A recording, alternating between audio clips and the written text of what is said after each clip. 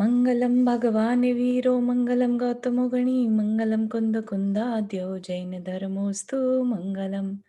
नमो अरिहंताणम नमो सिद्धाणम नमो आयर्याणम नमो उवज्जायाणम नमो लोए सवसाहुणम। पंच परमेष्ठी भगवान की जय। अगले 45 मिनट के लिए सभी प्रकार के पापों का त्याग करके सभी 9 बार नमोकार मंत्र पढ़ लें।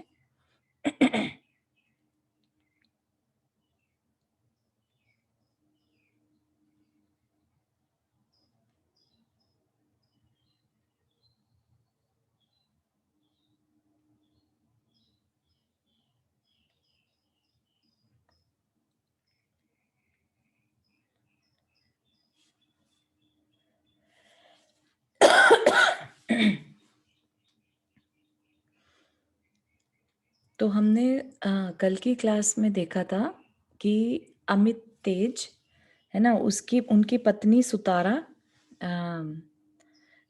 सुतारा नहीं, श्री विजय की पत्नी सुतारा को एक अश्विनी घोष नाम का विद्याधर ले जाता है। और वो सुतारा कौन है? अमित तेज की बहन है ना। तो अमित तेज जो है वो उस पर आक्रमण करता है, अश्विनी घोष, क्योंकि वो मान नहीं रहा होता है।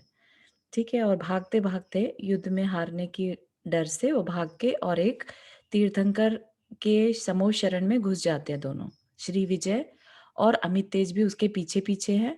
तो वहां पर जाते ही सब एकदम शांत हो जाता है। वहां पर मानस स्तंभ के दर्शन करती उनका सारा क्रोध, सारा बैर सब शांत हो जाता है। और वो वहां पर उसकी मदर, अश्विनी घोष की मदर भी उनसे रिक्वेस्ट करती है कि आप इसे क्षमा करें, है ना। तो फिर अमित तेज जो है वो भगवान को नमस्कार करके तत्वार्थ को जानने की इच्छा से सद्धर्म, सद्धर्म मतलब सही धर्म का ये स्वरूप। अमित जे तेज अमित अमित तेज ये शांतिनाथ भगवान का जीव होता है। हाँ, होने मतलब वो ही निकलेंगे ये। तो इनको ध्यान में रखना है अपने को, अमित तेज। और इनसे रिलेटेड है श्री विजय। अभी इनके पिछले भव की जानकारी दी जाएगी कि कौन है ये अमित तेज और कौन है ये सुतारा और कौन है श्री विजय। तो ये कौन से भगवान के टाइम का है? ये शांतिनाथ भगवान का पहले के 12 भव बताए हैं। ये तो नहीं बताया कि कौन से समय से है, क्योंकि ये विदेह क्षेत्र भी हो सकता है। ठीक है ना, तो डिफरेंट टाइम जोन भी हो सकता क्योंकि है। एक इसी तरह का आता है ना, अजितनाथ भगवान के समुचरण में 2 देव आ गए थे। हाँ, तो आई वुड से कि देखो, इसमें जो इनकी बहन है, राइट, स्वयं प्रभा का विवाह हुआ त्रिपृष्ठ के साथ। त्रिपृष्ठ पहले नारायण थे। ठीक है ना, तो वो समय हम मान सकते हैं कि उस समय का चलता आ रहा है। ठीक है। लेकिन उस टाइम कोई तीर्थंकर नहीं थे, भरत क्योंकि तीर्थंकर उस समय, धर्म विच्छेद भी हुआ था ना बीच में। हाँ, तीर्थंकर उस समय नहीं थे। हम देख भी सकते हैं एक्चुअली कि उस समय क्या था त्रिपृष्ठ वाले में। हाँ, तो आप ये देखिए कि त्रिपृष्ठ जो सबसे पहले बताए, त्रिपृष्ठ श्रेयांशनाथ भगवान के नेक्स्ट, जब उनका काल बीत चुका तब विजय, अच्छा। बलभद्र और त्रिपृष्ठ नारायण हुए। ठीक है। तो अभी जो अमित तेज की बहन है, माता है, अर्क कीर्ति की बहन है ना। अर्क कीर्ति की बहन स्वयं प्रभा का विवाह हुआ त्रिपृष्ठ नारायण के साथ। और त्रिपृष्ठ नारायण के पुत्र है श्री विजय। ठीक है ना, जिनकी की पत्नी सुतारा का अपहरण हो गया। और वो सुतारा कौन है? अमित तेज की बहन। ठीक है।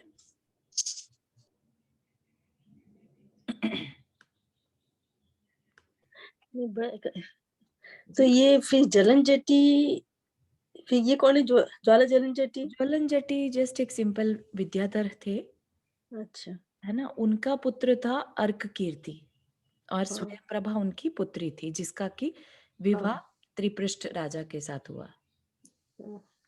और त्रिपृष्ठ है जो महावीर का जीव है। जी। Okay, thank you. चलो, ठीक है। तो अब अमित तेज ने भगवान से पूछा कि भाई मुझे सही धर्म का स्वरूप बताइए। उन्होंने क्या कहा? जिसमें कषाय रूपी मगरमच्छ तैर रहे हैं। मगरमच्छ समुद्र में तैरते हैं, तो यहाँ पर किसको किससे उपमा दी है मगरमच्छ की? कषाय को। कषाय को क्या कहा? मगरमच्छ है। और जो अनेक दुख रूपी लहरों से भरा है, ऐसे संसार रूपी विकराल सागर का पार कौन पा सकता है, मतलब कि कौन इस संसार सागर से छूट सकता है। ठीक है, तो यह बात जिनेंद्र भगवान से ही पूछी जा सकती है, किसी दूसरे से नहीं, क्योंकि उन्होंने ही संसार रूपी सागर को पार कर पाया है। तो ये बहुत ही सुंदर, यहाँ पर आप ध्यान दीजिए कि किससे क्या मांगना ये भी हमें पता रहना चाहिए। जिसके पास जो है उससे वो मांगे तो मिलेगा। अगर लेट से उन्होंने खुद संसार सागर पार नहीं किया होता तो वो कैसे बता सकते थे कि ये तरीका है पार होने का, है ना। जो खुद अभी संसार सागर में फंसा है वो कैसे मुंह से बोल सकता है कि हाँ यही तरीका है ना। जिसने जो निकल गया, दूसरे पार पहुंच गया, वो तो छोटी छोटी डिफिकल्टीज को भी बता सकता है ना। जो अभी खुद ट्रैवल कर रहा है उसको नेक्स्ट आने वाली दिक्कत का ही नहीं मालूम, तो वो कैसे बता सकता है कि ये रास्ता सही है। ठीक है ना। तो यहाँ पर ये बहुत क्लैरिटी के साथ समझ सकते हैं कि मिथ्यात्व क्या है और सम्यक दर्शन क्या है। जो ऑलरेडी पार पा चुका उसकी बात को सुनना, उसके ऊपर दृढ़ विश्वास रखना, ये सम्यक दर्शन का स्वरूप है। एक तरह से बोला ना, देव शास्त्र गुरु, सच्चे देव शास्त्र गुरु। तो वो सच्चे क्यों है? क्योंकि उन्होंने पार पा लिया। ठीक है, बाकी सब क्या है, अभी संसार सागर में ही तैर रहे हैं। तो फिर वो कहते हैं, हे भगवान, एक आप ही जगत के बंधु हैं, अतः हम सब शिष्यों को आप सद्धर्म का स्वरूप बतलाइए। रत्नत्रय रूपी महाधन को धारण करने वाले पुरुष आपकी दिव्य ध्वनि रूपी बड़ी भारी नाव के द्वारा ही इस संसार रूपी समुद्र से निकलकर सुख देने वाले अपने स्थान को प्राप्त करते हैं। कि भगवान दिव्य ध्वनि के द्वारा बताते हैं तभी हम यहाँ से पार हो सकते हैं। तो दिव्य ध्वनि की उपमा किससे दी? नाव से, है ना। तैर रहे हम हैं, डूब रहे हम हैं, तो हमें कौन पार लगा सकता है? भगवान की दिव्य ध्वनि रूपी नाव। ऐसा विद्याधर के राजा ने भगवान से पूछा।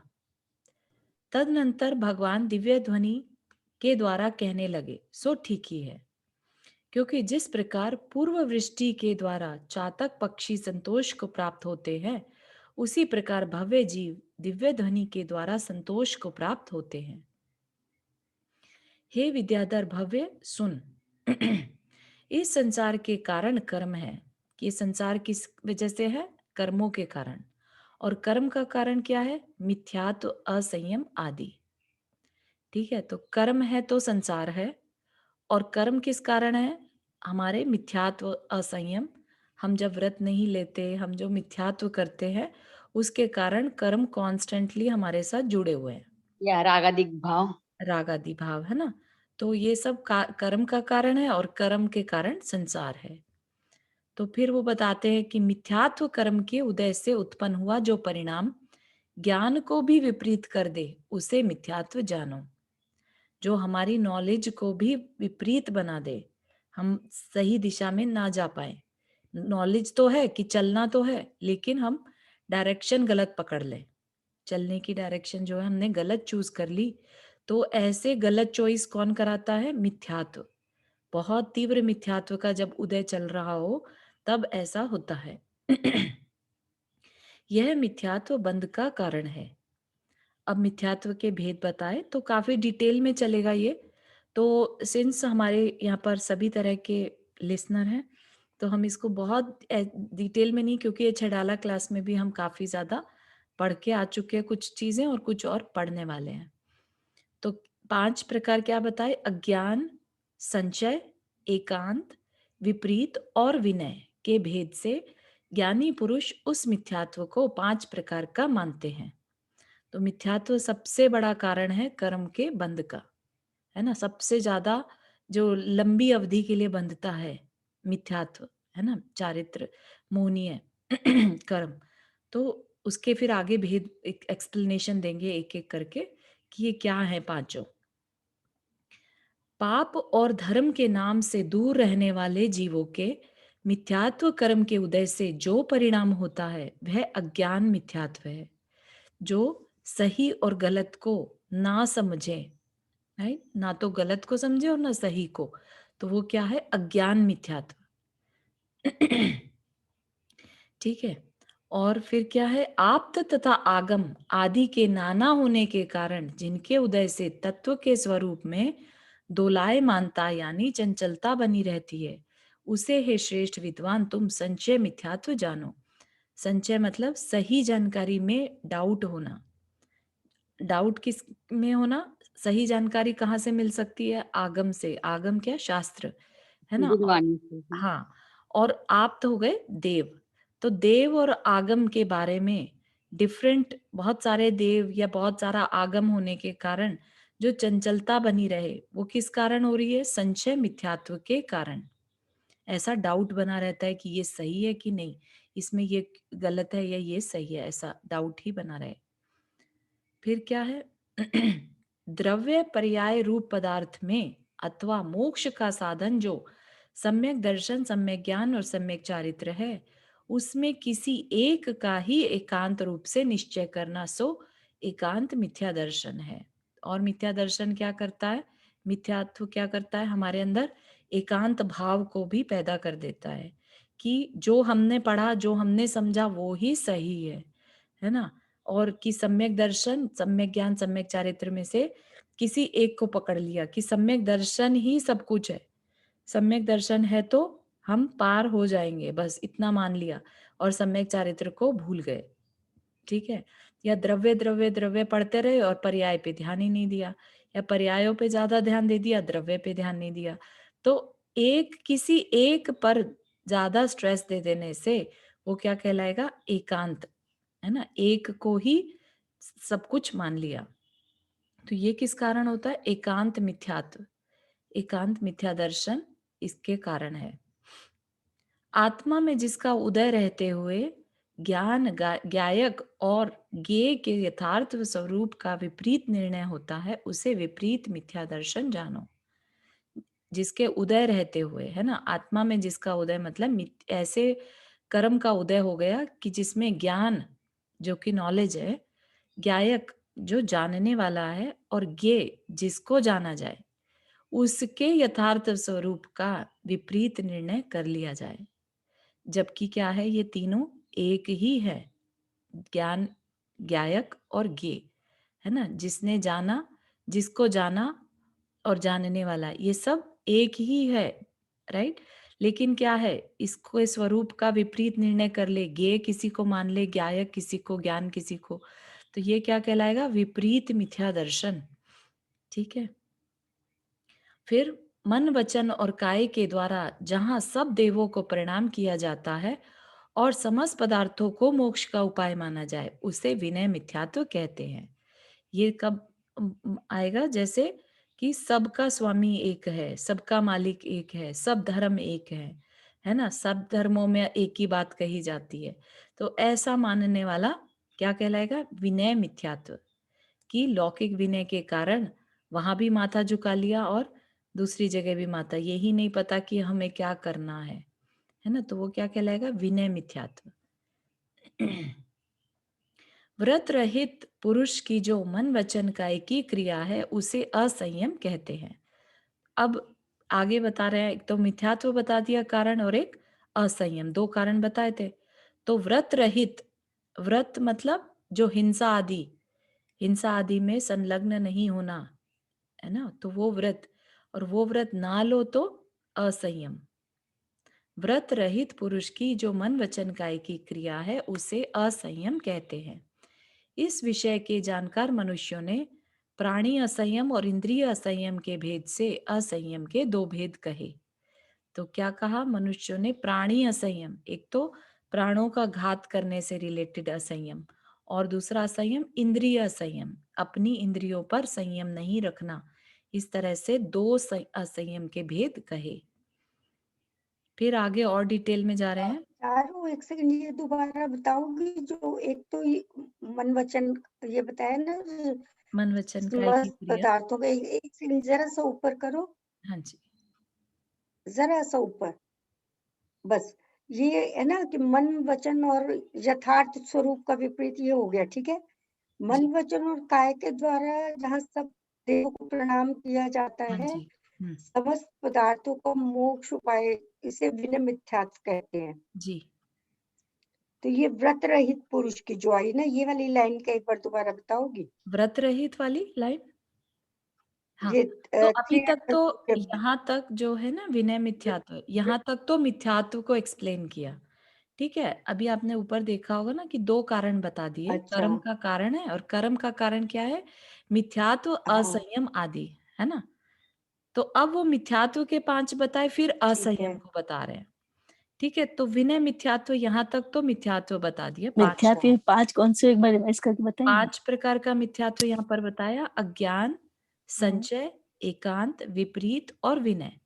ओह, ठीक है, तो अच्छा। पांचों को एक्सप्लेन किया, अज्ञान हाँ, क्या है, संचय क्या, एकांत, विपरीत और विनय। ठीक है ना? यहाँ हाँ, पे एक क्वेश्चन पूछना था चारू। जी। यहाँ पे उन्होंने लिखा है मन वचन काया के द्वारा सब, जहाँ सब देवों को, तो हम लोग तो ऐसा बहुत कर देते हैं, मतलब जैसे कभी मन से नहीं भी है लेकिन काया के द्वारा तो बहुत से लोगों को हाँ, प्रणाम गलती बिल्कुल, से करना पड़ जाता है। बिल्कुल। तो अपने में तो इस चीज को बिल्कुल निषेध किया ना कि नहीं नहीं तो करना, क्योंकि कैसे हम करें? पहले मान तो लो हाँ, महाराज जी कुछ एक बता रहे थे कि मतलब हाथ पूरे ना जोड़ो, ऐसे कर लो, बस हो गया हाँ, कि हाँ।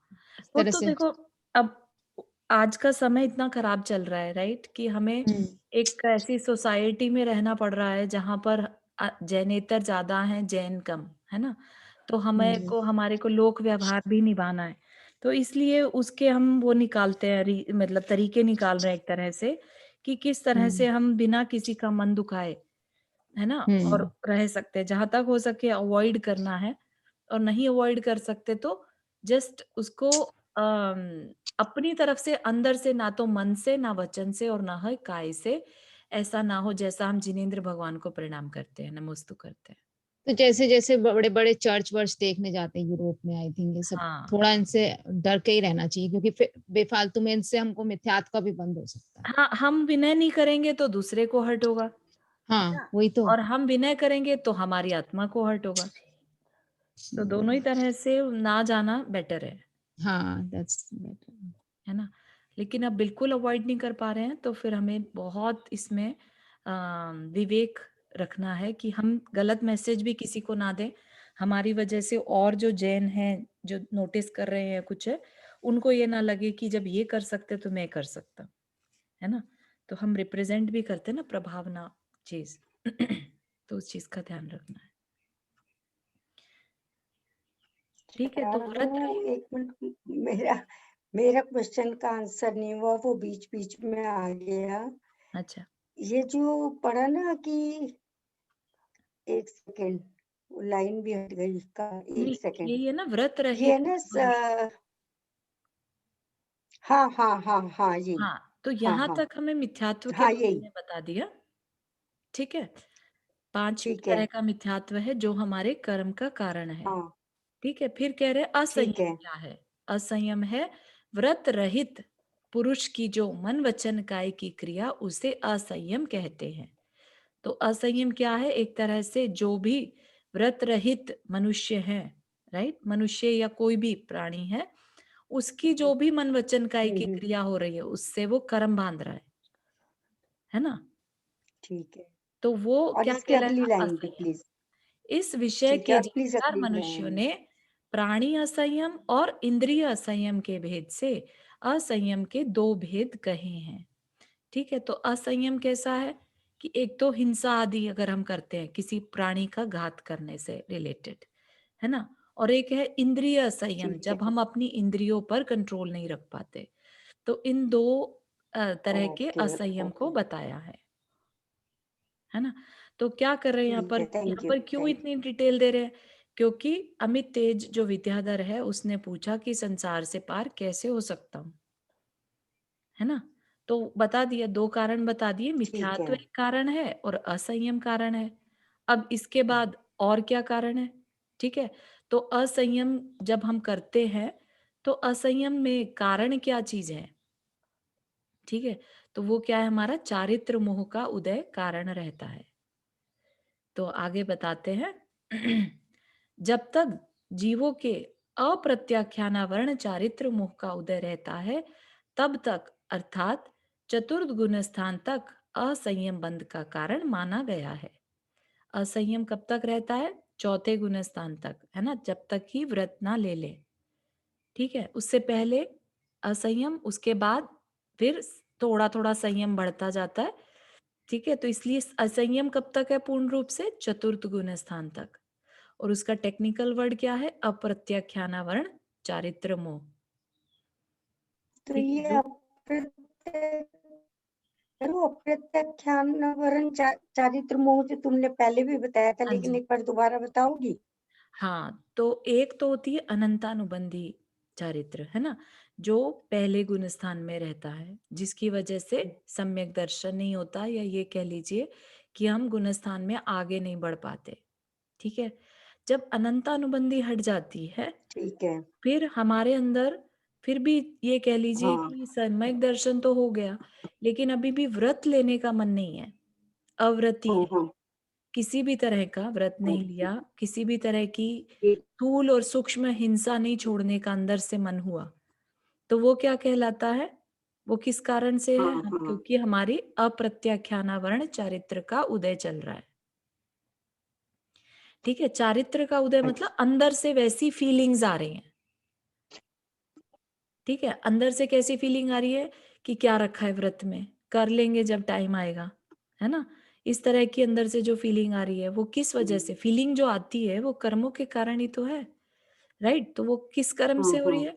अप्रत्याख्यानावरण चारित्र मोह की वजह से। तो चारू क्वेश्चन ये है कि ओके। जिनके मन में ये फीलिंग आ भी रही है कि हम व्रत जी, कर लें, लेकिन वो फिर भी नहीं कर पा रहे, तो क्या हाँ, कारण? हाँ, वो भी सेम ही है एक्चुअली, करना तो हम्म है लेकिन कर नहीं पा रहे, मजबूरी, हम्म है ना? हम्म जब तक ले नहीं लेते तब तक ये ही चारित्र मोह का उदय चल रहा है। इसका मतलब ये नहीं है कि मन में फीलिंग आ गई तो बहुत अच्छा हो गया। हम्म, जब तक हाँ। ले नहीं लेते, क्योंकि तो चारित्र करने से होगा, बात करने से नहीं, सिर्फ चारित्र जीवन में जब तक नहीं आएगा, जब तक व्रत ले नहीं लेते, तब तक इसका मतलब ये है कि हमारी अप्रत्याख्यानावरण चारित्र मोह का उदय चल रहा है। तो इसका इसका इसका कैसे खत्म किया जा सकता है? प्रतिकार तो हम जितना जितना विशुद्धि अंदर में बढ़ाएंगे, ठीक है, ये क्या है? चारित्र मोह कर्म ही तो है ना, और वो हम्म कर्म शांत करना अपने ही हाथ में है ना? तो विशुद्ध भावों से जितना हम अपने आप पे पुरुषार्थ करेंगे विशुद्धता लाने के अंदर में, तो उतना उतना ये ढीले पड़ते जाते हैं। ठीक है, उतना उतना हमारी इंद्रियों में लंपटता, बोलते हैं ना, कि हम्म इसको अंदर से बहुत ज्यादा, पहले तो घूमने की, शॉपिंग की, देखने की इच्छाएं बहुत होती थी, अब लेकिन वो धीरे धीरे कम होती जा रही हैं। क्यों कम होती जा रही है? क्योंकि हमने बहुत स्वाध्याय किया, हमने अपना जो ग्रुप था वो चेंज कर लिया, राइट? सारे दिन हम इसी तरह की बातें करने लगे कि नहीं, सब छोड़ना है, क्या रखा है इन चीजों में, सब तो देख रखा है, तो इस तरह की पुरुषार्थ करते करते जब हमारे अंदर ये भाव आ जाए, नहीं बस अब तो मुझे व्रत लिए बिना नहीं रहना, तो ये जो भाव आ गया और आपने व्रत ले भी लिया, उस समय ये कह लीजिए कि आपकी अप्रत्याख्यानावरण चारित्र मोह का क्षय या उपशम हो गया। वो आपका कर्म जो है बहुत या तो सुंदर, दब गया या उसका क्षय हो गया। बहुत ही अच्छा। हाँ। ठीक है ना, तो ये अपने अंदर ही अंदर घटित होता जाता है। जी वर्षा जी, आपने हाथ रेज किया। जी, मैं ये पूछने वाली थी, अनुव्रत लेते तो उसको क्या गिन सकते हैं? उसको हाँ, भी अपने अणुव्रत व्रत में ही आता है ना? अणुव्रत एक तरह का लॉन्ग टाइम नहीं लेते लाइक जीवन पर्यंत और थोड़े आ, टाइम के लिए। हाँ, लेना जीवन पर्यंत रहेगा। अणुव्रत एक अगर आपने शॉर्ट टाइम पीरियड के लिए ले लिया, तो वो प्रैक्टिस के स्वरूप माना जा सकता है। ठीक है तो ना? उसमें हाँ, अप्रत्याख्यान का कर्म हाँ, गिना जाएगा? वो नहीं गिना जाएगा तब तक जब तक आप इसको लॉन्ग टर्म के लिए ना ले लें, क्योंकि फिर से उदय आ गया, फिर से आप उसमें डूब जाएंगे, है ना? तो फिर आपका फिर से अप्रत्याख्याना चारित्र मोह का उदय चल पड़ेगा। तो अगर थोड़ी देर कंटिन्यू जब कर तक, रहे हैं, जीवन पर्यंत नहीं लिया है, लेकिन हाँ, कंटिन्यू करते ही जा रहे हैं तो कर्म नहीं हाँ, तो भी गिना। ठीक है, तो भी ठीक है, क्योंकि आपके परिणामों में वैसा-वैसा संस्कार पड़ता जा रहा है ना? तब आपको जब आपने लेट्स से 1 हफ्ते के लिए लिया या 1 महीने के लिए लिया, तो उसके बाद जब आप उस वो समय पूरा होगा, तो आपके अंदर वैसे संस्कार पड़ चुके होंगे कि बिना अणुव्रत के साथ जो लाइफ थी और बिना अणुव्रत के जो लाइफ थी, उनमें जो डिफरेंस आपको दिखाई देगा, ठीक है ना? तो आप जिस तरफ भी झुकेंगे, उस कर्म का उदय फिर से चालू होगा। ठीक राइट। तो है। अप्रत्याख्यानावरण चारित्र उदय में आ जाएगा अगर आपका अणुव्रत हाँ, आप उस समय नहीं चल रहा है। और ये भी हो जाता है लाइक एक व्यसन, लाइक उसके सिवाय अब दूसरा पसंद नहीं है हमें, तो कंटिन्यू हो जाता है, राइट? हाँ, कंटिन्यू अगर लाइफ लॉन्ग हो, मान के चले कि अब मुझे जीवन पर्यंत नहीं करना, तो वो तो बेस्ट ही है हाँ, ना? क्योंकि ऐसा क्यों रखते हैं कि लाइक हम बाहर गए नहीं अगर निभा पाए वो व्रत। हाँ, हाँ, बिल्कुल ठीक है। ऐसा छूट रख सकते हैं, हाँ, लेकिन ऐसे अंदर में उसके लिए हमारे को एक रिस्पेक्ट है कि हाँ, ये हमें छोड़ना है और ये सिर्फ़ हम एक्सेप्शन के लिए कर रहे हैं, क्योंकि हमें अब लोक व्यवहार चलाना है ना? थैंक तो उसका डेफ़िनेटली आपको फल मिलेगा। Thank you. श्योर। ठीक है, तो यहाँ पर तो बता मतलब दिया। जैसे हम सोचे कि हम अष्टमी चौदस अपन करते हैं पर कहीं बाहर जाते हैं तो नहीं कर पाते हैं, तो फिर उसमें अपने को बुरा लगता है, तो फिर हाँ, उसके लिए अपन क्या करेंगे? अपन हाँ। नहीं कर पाते हैं दूसरी हाँ, जगह जाएंगे तो। आके फिर हम कुछ प्रायश्चित ले सकते हैं उस चीज़ का या अपने आप की निंदा गर्हा कर सकते हैं, है ना? हमें जो भी पाप का बंध हुआ हो उस समय पर या हम्म, हमारे मन में जो आकुलता हुई उस समय हम्म, पर, तो हम्म, उसका हम निंदा गर्हा कर सकते हैं। हमें किसी भी चीज़ को लेकर ये तो फ़ील नहीं करना, अरे हम नहीं कर पाए, अब हम बस अपने आप को बेचारा समझ कर बैठ जाएँ। नहीं नहीं कर अपन खुद पाए। ही सोच लेते कि नहीं करना, पता है यहाँ नहीं कर सकते हैं, तो हाँ, अपन फिर ऐसे बानक या दूसरे को ऐसे परेशान, इंगित हाँ, आपके ना बने कि हाँ, आप उस चीज़ को ना कर पाएँ, है ना? आपको हम्म, हमेशा ऐसी परिस्थितियाँ ही मिले जब आप अष्टमी चौदस को निभा पा रहे हैं। हम्म, तो ऐसी भावना हमेशा बनाए रखिए कि जब भी मैं कहीं जाऊँ तो मुझे ऐसी परिस्थिति मिले कि मेरा अष्टमी चौदस का व्रत निभ अच्छा, ठीक है ना? अच्छा, तो अंदर में भावना ऐसी रखनी चाहिए, हाँ, है ना? तो ये सही है, व्रतों के प्रति उत्साह रहता है उसमें फिर। Okay, hmm. थैंक यू, और थैंक सब सब अपने अंदर ही ये शक्तियाँ हैं एक्चुअली। इतना यू। पुण्य हम उस भावना भाने मात्र से कमा लेते हैं कि आगे परिस्थितियाँ हमें हमारे अनुकूल मिलने लगती हैं। ठीक है ना? अपने आप ओके, कोई और नहीं करने वाला है, हमें ही करना है अपने पुरुषार्थ हाँ, से, है ना? अपने हाँ, अपने अपना ही जाएगा अपना कर्म अपने साथ। बिल्कुल, ठीक है ना? तो यहाँ पर बता दिया कि असंयम का कारण क्या है? अप्रत्याख्यानावरण चारित्र मोह। तो जब तक वो उदय में चल रहा है तो अंदर में नियम व्रत लेने के भाव नहीं रहते।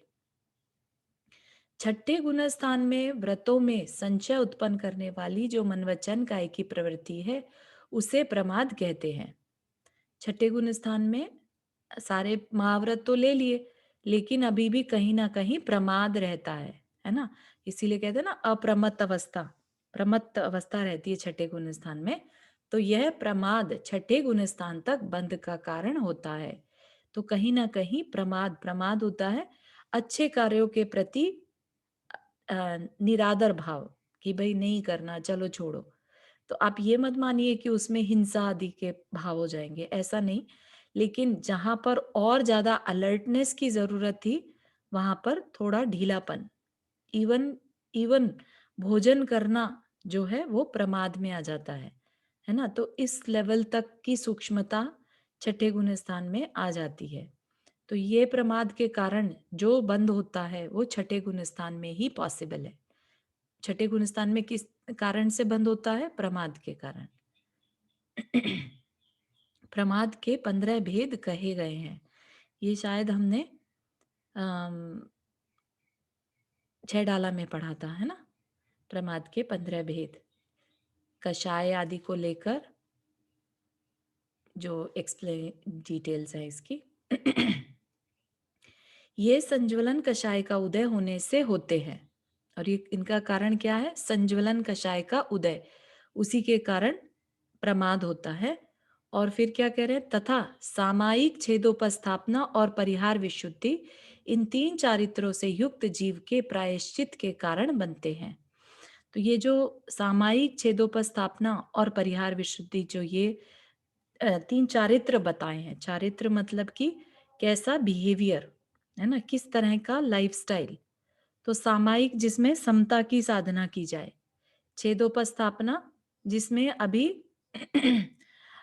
कषाय की उपस्थिति है, ठीक है? और परिहार विशुद्धि एक स्पेशल टाइप का चारित्र रहता है जिसमें कि जो मुनि है, मुनि अवस्था छठे सातवें गुण स्थान में ही ये पॉसिबल है, और उनके द्वारा किसी भी प्रकार के जीवों का जब घात नहीं रहता है ना, वह चारित्र परिहार विशुद्धि चारित्र कहलाता है। मतलब कि चलने फिरने उठने बैठने किसी भी तरह से उनसे जीवों का घात नहीं होता, उनसे मतलब पूरी तरह से हिंसा रुक जाती है। परिहार मतलब रुक जाना, परिहार हो जाना, तो वो परिहार विशुद्धि। तो इन तीन चारित्रों में सामायिक, जिसमें कि समता की साधना करते हैं मुनि महाराज, छेदोपस्थापना जिसमें कि व्रत आदि जो है उनके जो भी विकल्प हैं थोड़े बहुत वो रहता है, इसलिए उनमें थोड़ी कषाय भाव रहते हैं, ठीक है ना, तो उसको कहेंगे छेदोपस्थापना। 9वें गुण स्थान तक ये रहता है, क्योंकि वहीं तक लोभ कषाय रहती है ना। तो इन चारित्रों से युक्त जीव के प्रायश्चित के कारण बनते हैं। तो जो भी है ये प्रायश्चित करके उसको ठीक कर सकते हैं कि भाई हाँ कुछ गलती हुई प्रमाद के कारण, तो ये प्रायश्चित ले सकते हैं। उसके बाद क्या है, 7वें से लेकर 10वें तक के 4 गुण स्थानों में संजलन, क्रोध, मान, माया, लोभ के उदय से जो परिणाम होते हैं उन्हें कषाय कहते हैं। इन 4 गुण स्थानों में यह कषाय ही बंध का कारण है। तो 7वें से लेकर 10वें तक में जो बहुत सूक्ष्म कषाय रहती है वो संज्वलन कारण बनती है। अभी हमने क्या पढ़ा था, अप्रत्याख्यान आवरण, ठीक है ना, तो वो तो व्रत नहीं लेने देती। फिर व्रत तो ले लिया लेकिन महाव्रत नहीं ले पाए, तो वो क्या है, प्रत्याख्यान आवरण कषाय। और सबसे एंड में क्या है, संज्वलन, जो व्रत तो ले लिए, महाव्रत भी ले लिए, लेकिन अभी पूरी तरह से फ्री नहीं होने दे रही कषायों से, बहुत सूक्ष्म कषाय रह जाती है। सूक्ष्म क्रोध, मान, माया और लोभ, वो क्या कहलाता है, संज्वलन कषाय।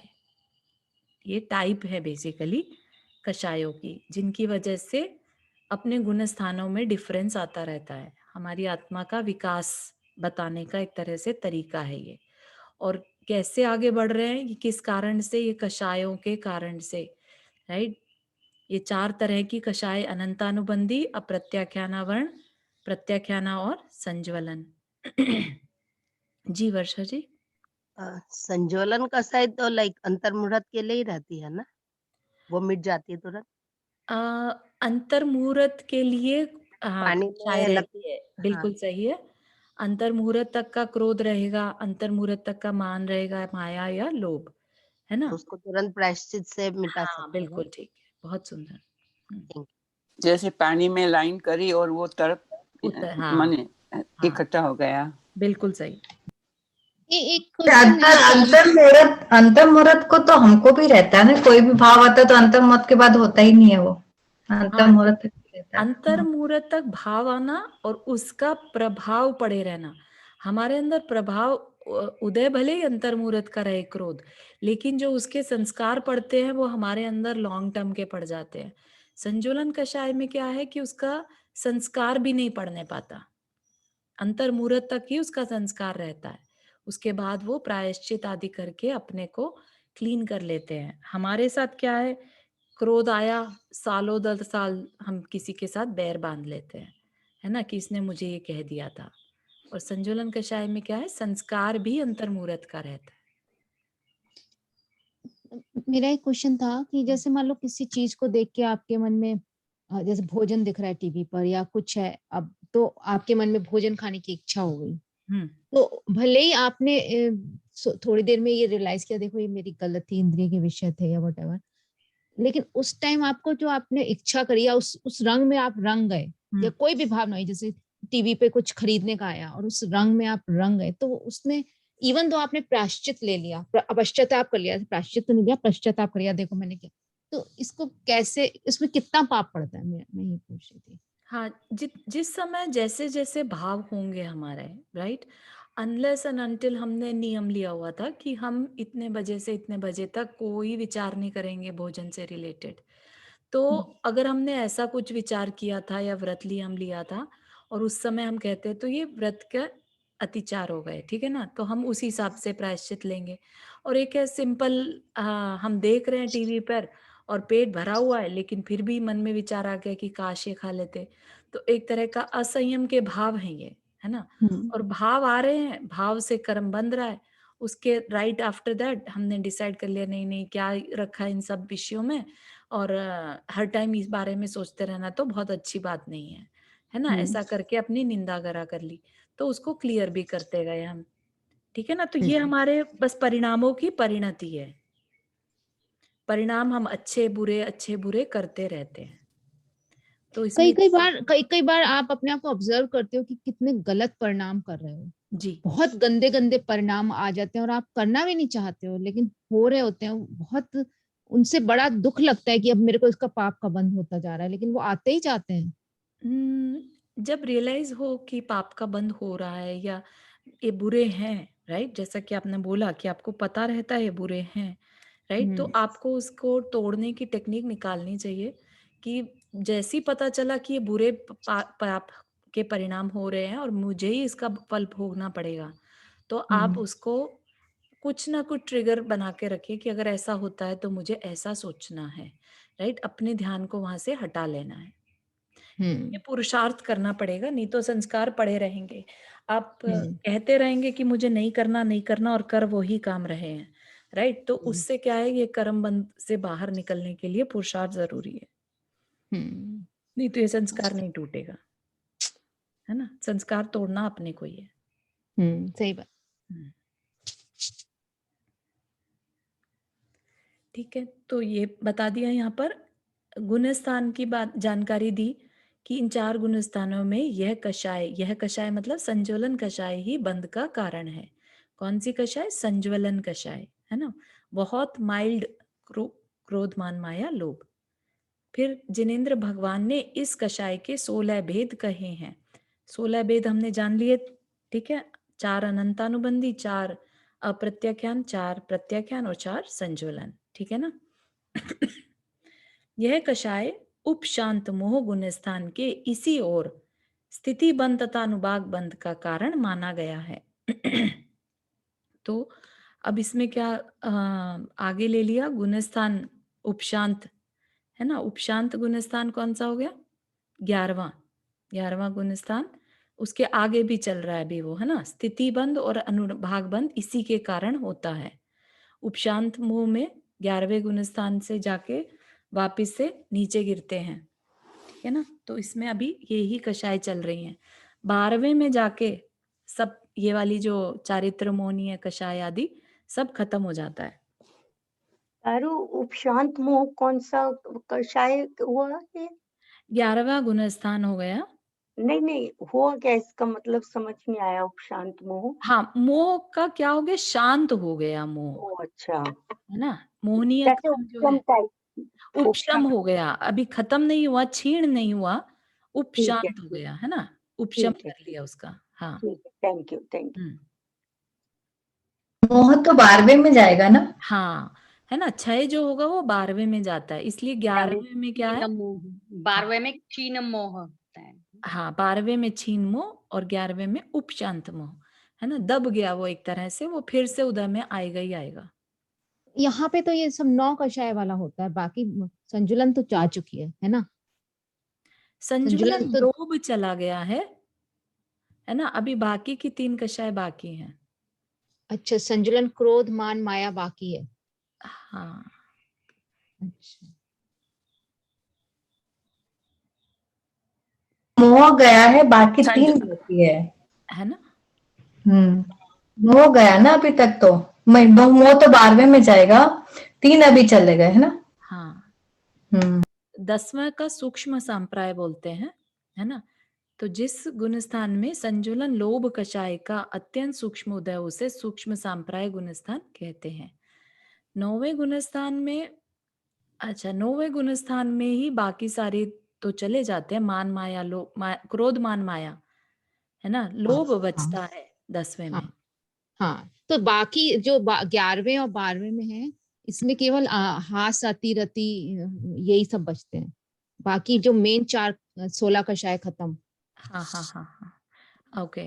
9 कषाय कह रहे हैं कि बचते हैं, बाकी सारी जो है 10वें तक लोभ कषाय रहती है ना, वो उसका भी क्षय उपशम हो जाता है 10वें में। उसके बाद फिर 11वें की तरफ जाते हैं समस्त मोहनीय कर्म।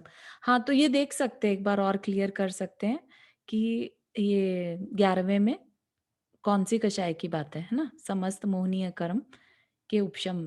तो 11वें में वो जो छपक श्रेणी चढ़ते हैं ना, तो हाँ, ये उपशांत हो जाते हैं, और हाँ 12वें में वो 10वें क्षय से हो जाते या तो 11वें में जाएंगे या 12वें में जाएंगे। मोहनी कर्म 12वें के एंड में जाता है हैं। और नहीं, फिर उपशांत 11वें में कुछ जाता नहीं, उपशम होता है 11वें में, हाँ, क्योंकि वो छपक श्रेणी ये है। 12वें के एंड में जाता है मोहनी 12वें तो। के एंड में। 12वें के एंड में जाता है मोहनी, हाँ, और फिर 12वें उसके के अंत बाद फिर 13वें में उनको वो हो जाता है केवल ज्ञान। केवल ज्ञान। ठीक। अच्छा, अब बता रहे हैं कि उपशांत मोह आत्मा के प्रदेश में जो संचार होता है उसे योग कहते हैं। आत्मा प्रदेशों में जो स्पंदन है वो किस वजह से है? योग की वजह से, है ना। मन वचन काय का योग। यह योग 11वें 12वें और 13वें इन 3 गुण स्थानों में साता वेदनीय के बंध का कारण माना गया है। तो योग से जो भी बंध होगा वो किस चीज का होगा? साता वेदनीय का बंध होगा। साता वेदनीय समझ में आता है ना? साता वेदनीय अच्छा वेदन करवाने वाला कर्म, साता वेदनीय के बंध का कारण। इन गुण स्थानों में यह एक ही बंध का कारण है। इन 3 गुण स्थानों में सिर्फ साता वेदनीय का बंध होगा। फिर और बता रहे हैं कि मनोयोग 4 प्रकार का है, वचन योग 4 प्रकार का है और काय योग 7 प्रकार का है। ये सभी योग यथा योग्य जहां जितने संभव हो उतने प्रकृति और प्रदेश बंध के कारण है।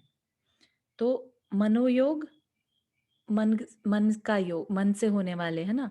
वचन के 4 और काय के 7। तो मन से सत्य और असत्य ऐसे ही हाँ, है नहीं? हाँ, हाँ, सत्य असत्य उभय हाँ, और उभय मन अनुभय। हाँ, उभय मनोयोग अनुभय मनोयोग सत्य सत्य लोग या असत्य योग ऐसा काइंड ऑफ। हाँ, हाँ, हाँ, सत्य असत्य और उभय अनुभय, है ना। तो ये ऐसे ही 4 वचन के भी हैं, सत्य असत्य उभय अनुभय। ठीक है। और फिर काय के साथ 7 कैसे बताए? औदारिक, औदारिक मिश्र, वैक्रियक, वैक्रियक मिश्र, आहारक, आहारक मिश्र और कार्मन। थोड़ा डिटेल हो जाएगा ये, आई डोंट नो कितना डिटेल अपन रेडी हैं। ठीक है ना। आहारक जिससे हमारा शरीर बना है, मनुष्य और तिर्यंच का। वैक्रियक जिससे देव और नारकी का शरीर बना है। और आहारक होता है जो मुनि महाराज का स्पेशल, जो एक उनकी बॉडी से एक पुतला निकलता है जिज्ञासा समाधान के लिए। तो वो एक स्पेशल प्रकार की काय काय से बनता है। तो वो आहारक है ना। आहारक और आहारक मिश्र। छठे गुण स्थान वर्ती हाँ, मुनिराज का। हाँ, उस समय निकलता है, राइट। लेकिन उसका हम्म, अगर हम कहें कि काय कितनी प्रकार के हैं तो 5 है ना। औदारिक, वैक्रियक, आहारक और 7 प्रकार के काय हो गए ना। औदारिक, तेजस और औदारिक में कार्बन। हाँ, तेजस और कार्बन, है ना। हमने ये पहले पढ़ा था। तो उनके बता रहे हैं कि काय योग जो है 7 प्रकार का है। ठीक है। तो काय योग ये सब क्यों बता रहे हैं? क्योंकि ये भी कर्म बंध के कारण है। तो ये सभी योग यथा योग्य जहां जितने संभव हो उतने प्रकृति और प्रदेश बंध के कारण है। इनसे क्या होता है? इन योग से प्रकृति और प्रदेश बंध। प्रकृति और प्रदेश बंध क्या है? हमने यहाँ पर पढ़ा था स्थिति और अनुभाग। तो कषाय के कारण तो स्थिति और अनुभाग पड़ती है, और योग के कारण प्रकृति और प्रदेश। मतलब किस तरह के कर्म और कितने एरिया में, कितने प्रदेश, मतलब कितने बड़े कैटेगरी के बनेंगे, है ना। और स्थिति मतलब कितने समय के लिए, और कितनी फलदान शक्ति। अनुभाग हो गया फलदान शक्ति। तो इस तरह से हमें थोड़ी डिटेल, टेक्निकल डिटेल यहाँ पर जानने मिली। अभी थोड़ा और बचा है ये वाला, तो ये फिर हम नेक्स्ट वीक की क्लास में देख पाएंगे। मनोयोग आपने कौन कौन से बताए चारू? हाँ, अ, यही मैं पूछ रही थी। सत्य, सत्य असत्य उभय अनुभय, अच्छा, ठीक। है ना। सत्य तो सबको ही मालूम है, सत्य क्या है? जो सच है। असत्य जो सच नहीं है। उभय है जिसमें कि सत्य और असत्य दोनों का मिश्रण हो, ठीक है। और अनुभय हो गया जिसमें सत्य भी नहीं और असत्य भी नहीं, वह अनुभय, ओके। ठीक है।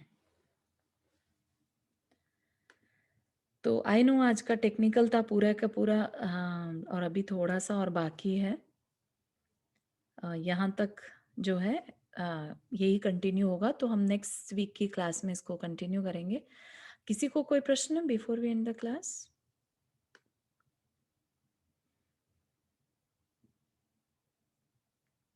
जिनवानी स्तुति। ये अब तुम्हारी जो रिकॉर्डिंग आएगी दोबारा सुननी पड़ेगी। हाँ ये बड़ा मुश्किल है, I समझ नहीं आ रहा agree. कई कई जगह। टोटली याद फाइन नहीं अगर रहने किसी मेरे को कोई समझ भी, में सब आ गया लेकिन याद नहीं रहा। हाँ याद नहीं रहा है कि कौन सा, बड़ा हाँ मुश्किल बिल्कुल, है। तो कल अज्ञान की संशय क्लास कांच रहेगी तो हाँ उसमें भी क्वेश्चन इसके बारे में पूछ सकते हैं, क्योंकि उसी से रिलेटेड ही है। तो अगर किसी को कोई प्रश्न हो तो। जिनवानी स्तुति। जावानी के ज्ञान से सूझे लोकालोक, सोवाणी मस्तक तरो सदा दे तो हुदो। हे जिनवानी भारती तो ही जपो दिन रैन, जो तेरा शरणा गहे सो पावे सुख चैन। नौ बार नमो करमन।